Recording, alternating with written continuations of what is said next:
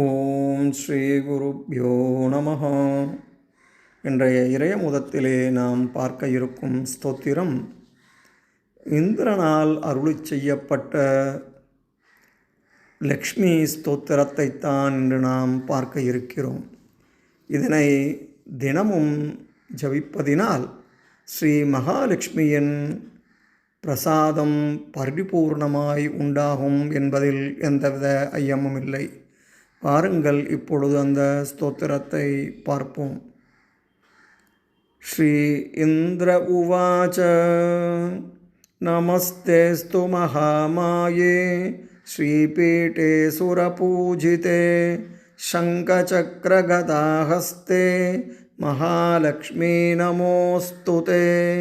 நமஸ்தே கருடாரூಢே கோலாசுரபயங்கரி सर्वपापहरे देवी महालक्ष्मी नमोस्तुते.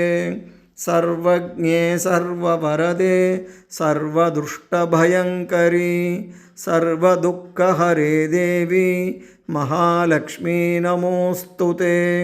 सिद्धिबुद्धिप्रदे देवी भुक्तिमुक्तिप्रदायिनी मंत्रमूर्ते सदा देवी महालक्ष्मी नमोस्तुते. आद्यन्तरहिते देवी आद्यशक्तिमहेश्वरी योगजे योगसम्भूते महालक्ष्मी नमोस्तुते. स्थूलसूक्ष्ममहारौद्रे महाशक्तिमहोदरे महापापहरे देवी महालक्ष्मी नमोस्तुते. पद्मासनस्थिते देवी परब्रह्मस्वरूपिणी परमेशी जगन्मातः महालक्ष्मी नमोस्तुते. श्वेतांबरधरे देवी नानालङ्कारभूषिते जगस्थिते जगन्मातः महालक्ष्मी नमोस्तुते. महालक्ष्म्यष्टकं स्तोत्रं यप्पठेन् भक्तिमान् नरः सर्वसिद्धिमवाप्नोति राज्यं प्राप्नोति सर्वदा. एककालं पठेन्नित्यं महापापविनाशनं द्विकालं यप्पठेन्नित्यं धनधान्यसमन्वितः त्रिकालं यप्पठेन्नित्यं महाशत्रुविनाशनं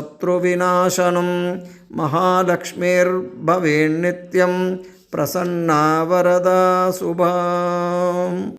எந்த மனிதன் இந்த மகாலட்சுமி அஷ்டகத்தை தினமும் பாராயணம் செய்கிறானோ அவன் எடுத்த காரியம் அனைத்திலும் வெற்றியை பெறுவான். மேலும் தனதானியம் கிடைக்கப் பெறுவான்.